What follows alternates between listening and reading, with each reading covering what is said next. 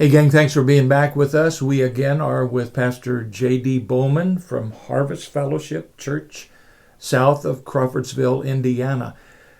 The way that we got together is I think I was speaking at a conference and you heard and then invited me to do a retreat.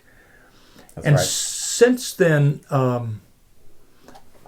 J.D. also asked us to be involved at a Lenten breakfast for the area men there in Crawfordsville. And in that, J.D., you talked about men as anchors. Mm-hmm. I thought that was good. Anchors. And if there was ever a day when we need dads, fathers, grandpas, big brothers, men of God, speak to what you think and do in ministering to men. Yeah, thank you very much. I remember in the course of preaching a sermon, I mentioned men as being the patriarchs of their family. Mm-hmm. And of course, in biblical education and things, I know of the patriarchs as being the foundational members of the nation of Mm-hmm. Israel, and really, in a sense, an anchor for their family. Right. And I remember one of the younger women who was very aware of current discussion and stuff in our culture, and she wasn't offended in any way, but she kind of mentioned to me, she said, are you aware that that's kind of a negative word in our culture? Yeah, right. And through the course of talking with her and understanding it better, I began to see how the Lord's enemy is undermining Oh, yeah. the influence Oh, yeah. that God intends for men to have Mm-hmm. in their families and in the culture, and especially the older men. In my opinion, I think it came with Darwinian thought. I agree. But we see in our culture that what is ancient, if you will, thinking in terms of thousands of years, is considered a weaker authority than what is new and what is developed.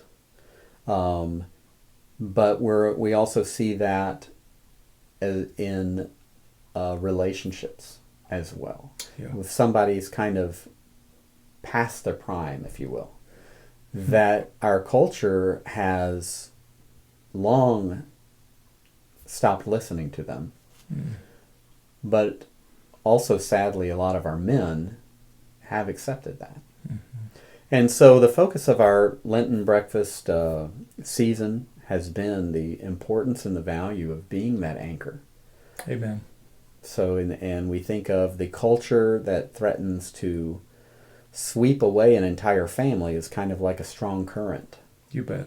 And Wow. And many times what we have seen is that once that patriarch of the home, and sometimes it's a matriarch, if that's the situation, especially if she's a widow, once they decide, well, if it makes my niece happy, if it makes my granddaughter happy, if it'll help my grandson for me to accept their decisions and their lifestyle, you can see that it's almost like that boat its anchor lets loose, and the whole family goes with the current. I want you to pause just a minute. Thomas, would you be so kind? I'm speaking to Thomas behind the camera here. Would you get that little picture in the right-hand corner right there of me and my great-grandpa? I know that folks watching the program today can't look around at the walls here in my office. But I have family pictures, all those older generations that influence me and the younger generations that I influence. And so I'm just going to hold this up. You probably can't see it too well. Hold it still. But this is my great-grandpa, Joe, and that's me there, 4 years old. And I will tell you, J.D., I think this man, coming down then to my grandpa and then to my dad, but this man set the pace for our family to be a godly family. And so what you're saying about the older generation, so there he is, was absolutely true in my life.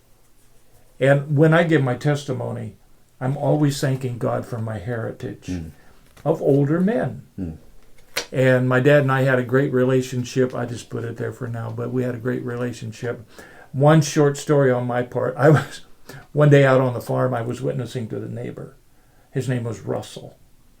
And so I was telling Russell about Jesus. And he didn't want Jesus that day. And this man was older at that time. And so I got done, and he says to me, "Son, you know the last person that talked to me like this?" I said, "No." He said, "Your Grandpa Joe."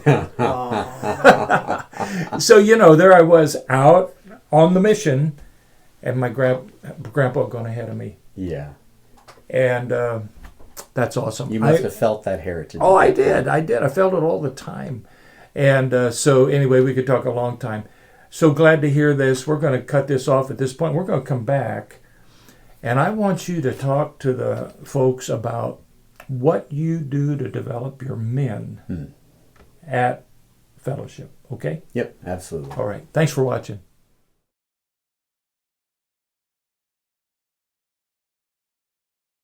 During COVID. Okay. And it's so funny because somebody in the congregation said, "Well, it must feel like you're taking a vacation right now." And I'm like, No, thank it's taken you. me twice the time to, because we don't have streaming ability where we are. And so we would record the service and I would record my sermon. Well, okay, we weren't having the service. I would record my sermon and one of our song leaders would record the songs and I would put it all together on iMovie, just with the audio mainly. And